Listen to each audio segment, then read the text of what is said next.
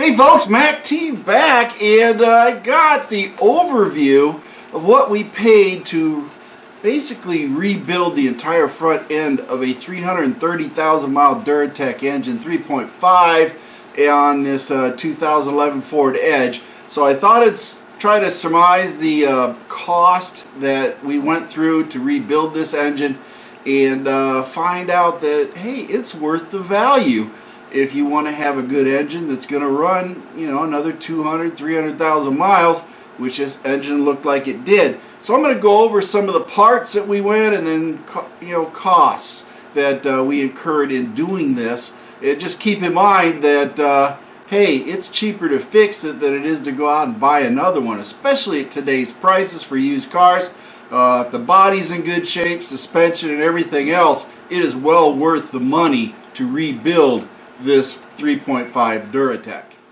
Now before I get going on, remember, like, subscribe, hey, check out MeWe, that's right, I got MeWe here, and check out MACTFORDEDGE on MeWe. That's where you can find all of our files. That's right, we got tons of files on the Ford Edge, and also great communication with members that are in there, 500 and growing strong. So join us up on MeWe and see what's going on with your Ford Edge. And remember, watch these videos and all my other videos on YouTube. Let's get back to the engine. I got a ton of paperwork here because this engine rebuild took a bunch of parts. There are a lot of different parts that go into rebuilding a 3.5 Duratec, and I will tell you in the future there is possibly a complete engine rebuild that I may be doing on a 3.5 Duratec. And I'm not talking rebuild just on the front end. I'm talking tearing it down, magnafluxing the block, and rebuilding it from scratch. And then we'll cover the costs and everything that we do with it. But it looks like I do have an opportunity that may come on the horizon on rebuilding an entire 3.5 Duratec.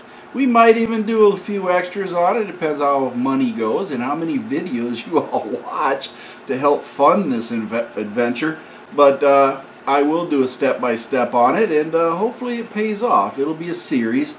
But in that case, let's go on with what we did here. Now when we rebuilt it, we rebuilt the entire front end, and that means we replaced all sorts of parts on here.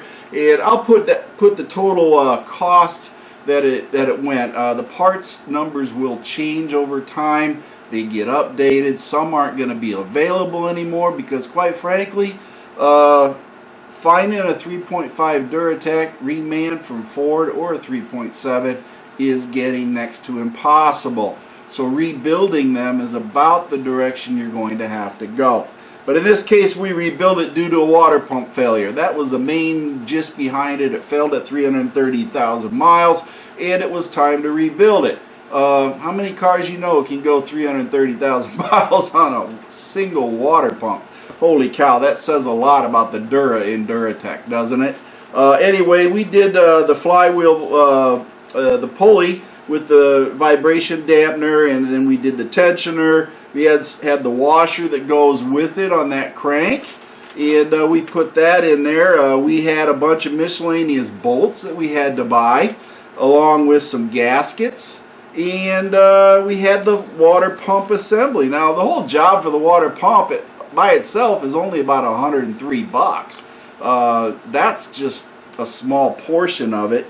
But anything else that we went through, we had tube assembly that we had to buy for the oil pickup and everything. And then, of course, we had all new belts that we had to buy because the serpentine and the stretchy belt. That in line, we had to go again, and then we had to buy the timing chain arms. That's right, the guides, as they call them. We had to buy a bunch of guides for the timing chain and also for the cam phasers and all this other stuff. And then we also had to have timing chains for the cam phasers, and then also a timing chain for the entire engine, along with some other miscellaneous bolts that went along with it.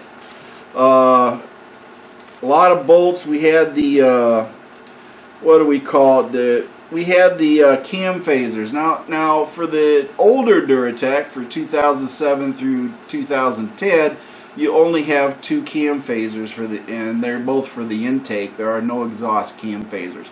But for the TI-VCT, twin independent variable cam timing Duratecs, you have 4 cam phasers, 2 intake phasers and 2 exhaust phasers, which are going to be roughly around, I think, $110 each.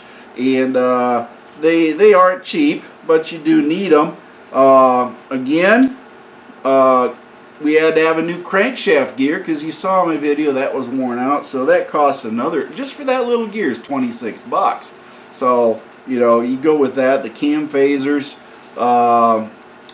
more guides. The guides are running about 14, 15 bucks a piece for those as a general rule. And I think the cam phaser guides were more or less 9 bucks a piece, not including the tensioners that went with it. Some more screws and bolts. They run anywhere from $1 to $3, $4, $5 a piece. The seals are about 5 bucks if you're talking about seals for the valve covers and everything else.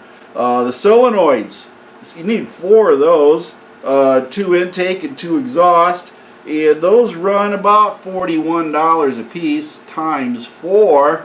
So yeah, you're spending a good chunk of change for those VCTs, but as you saw in my video also, you saw that those VCTs were just caked horribly with all sorts of debris. I would never reuse a VCT with a water pump failure. So if you're just going to change the water pump and the timing chain, change the VCTs. You cannot go wrong. We've had a few people actually have issues with VCTs because they didn't change them after a water pump failure, then they had bad timing and everything else. So very important to change those VCTs out. Now keep in mind, the regular Duratec with just the 2 intake cam phasers will only have 2 VCTs, where the TI-VCT needs 4. So you want to go that route. Tensioners for the cam phasers, you need 2 of those, so those are going to run you about $35 a piece. So 2 times that, you see how this all adds up. And we're going all the way through this engine. Again, various bolts running, 8 bucks for a set that you need, because some of them need 4 here, 4 there, and you need to make sure you have plenty of those. And then and you'll learn as you go through the bolts, because some of them you can't reuse, and others we just decided not to reuse, mostly because 330,000 miles. We wanted to rebuild an engine that would last. So, all holds back, we did not reuse a lot of parts. We went with new, just to give us that added surety that it would be all good and set. Seal assemblies for crankshaft. Yeah, you have to put a new seal on that timing cover and everything so that you don't have oil loss. So that seal alone, Ford says it's discontinued, which it's not. We got it, but it cost about 8 bucks. Some more bolts, and again, what else do we have? We had some more seals that we had to get. 2 of those, going with different parts of the engine that we got. But I'm just trying to cover in a way. Valve seals, we didn't really do too much on those other than the valve cover. For the VCTs, we put new seals in that, so that's times 4. So they're roughly 8 bucks a piece if you're going to put new seals in there, and then new spark plug seals, for 8 bucks a piece. So you need 6 of those to go with that. So that adds up to the cost altogether too. Gasket, in this case we use the same gaskets, but put new gaskets on the valve covers. So those are running, what do they say, about $13, $14 a piece times 2. So you run those and toss those in there. Some other parts, roughly these here, cam holders. Cannot do an engine rework without the cam holders, folks. I'm going to tell you, you just don't do it. I know there's some videos out there say you don't need to do it, but for us first time DIYers, these cam holders will be a godsend for you, and you don't want to redo those. You know, this part here, yeah, this is the main timing chain tensioner, and matter of fact, Ford says it's discontinued, but I imagine get it in, you know, some other places. Ford will still sell it, they still have it. I don't know why they're saying it's discontinued, but you can reuse this. I got this pin back and everything, but I would not recommend reusing it. I'd buy a new one, but I'm going to estimate that car probably costs at least 30 bucks. And then the tensioners for the cam phasers are running about 15 bucks a piece, so you're going to need 2 of those at least, and along with those guides, because they, believe it or not, those tensioners for the cam phasers, they come with the guides installed on the top end, but not the bottom end. So you need to buy new guides for those to go with them, because they only come with the tensioner.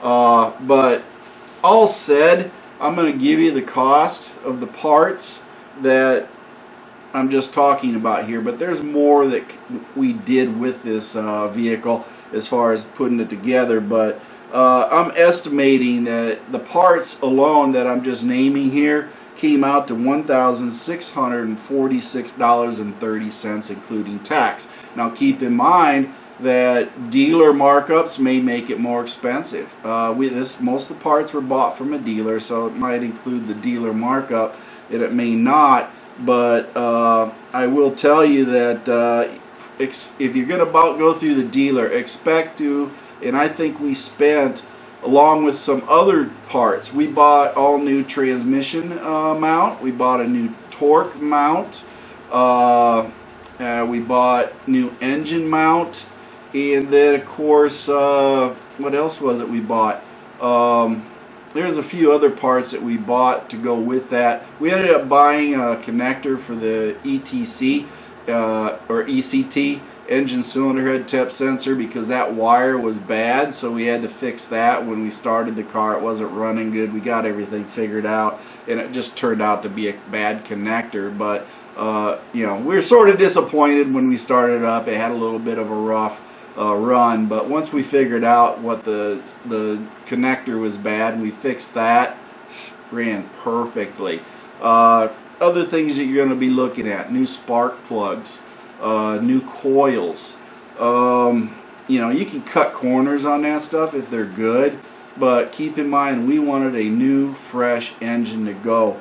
And total bill for all these added parts, not including the oils, the coolant and filters and everything else, and shop supplies. Don't forget the RTV that you needed to have, and then the white Roloc abrasive brush to clean all the surfaces off. That's recommended by Ford. You know, we came out with a total cost to rebuild this engine front end on this Duratec to approximately $2,600. Now keep in mind, you could probably do this cheaper. If you're just going to do the water pump and the timing chain and some VCTs and then buy the RTV, yes, you can get it done cheaper, folks, but you got to weigh in what the condition of your engine is. We also bought oil pump, oil pickup tubes, all this stuff. Everything was new in this as far as the entire front end.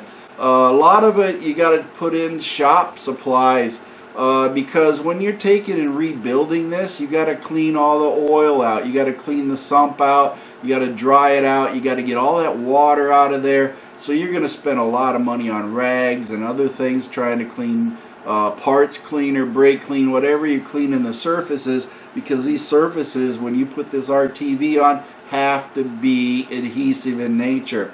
So you don't want any oil leaking on any surface, because then your RTV won't seal good. So, you know, caulking gun for it, you got to add it. So a lot of stuff you might have, you might not have, but keep in mind that, you know, this engine is rebuilt, it is on the road, it's got another 10,000 miles on it already. Holy cow, Hannah, you're just driving the wheels off of this thing. By the way, Hannah's the one that's driving this Ford Edge. Nicest lady you ever met, you know, single mom, wonderful son, and she works hard for everything she does. So definitely a car that she finds that she needs reliability, and this gets her to everything that she does, work, school events. I mean, I think she even does soccer and youth league coaching. So this car is a busy car. It hauls everything around for everything that she does. So don't think that we didn't want a reliable vehicle for her to drive, and that's exactly what happened here. And she is driving the wheels off of this 2011 Ford Edge, and I couldn't be happier for her. So it went to a good person, good family, and it definitely paid off in the long run for her. But if you look at it, $2,600 plus other parts, even if we put $3,000 into it, can you buy a remanufactured Duratec any cheaper? And the answer is no. Can you buy 3.5? Yeah, it's going to cost you at least $3,600 plus a $1,000 core fee, not including shipping and taxes. So you're looking at probably getting close to $5,000 to do a remanufactured engine. $2,600 to $3,000 is pretty cheap when you look at it, and so you got to budget accordingly. But I always say the best used car is the one in your driveway, and that's really where we want to keep it at. So overall, I will do here in another video a review on the first full oil change on this Ford Edge, and it turned out pretty good. I think we got a lot of miles to go in this car, and hey, it's easily going to be a half billion mile Edge in my own opinion. So we'll just keep it going and see where we end up in the long run. But this is the overview. I hope you all found it somewhat beneficial as far as what it cost. Again, I can't stress enough, we went completely, some may say overboard on it, but we got a solid engine out of the deal, and I would take that thing anywhere after we got done with it. So, you know, cut your corners where you may, but just keep in mind, when you cut corners, you're cutting durability, and that may be a problem. So if you're already in there, do it the right way, and you shouldn't have any problems. Remember, like, subscribe, join, all that good stuff. MACTFORDEDGE. Mercy Girl's got a couple one-liners for you. And hey, Band of One's always got some great music.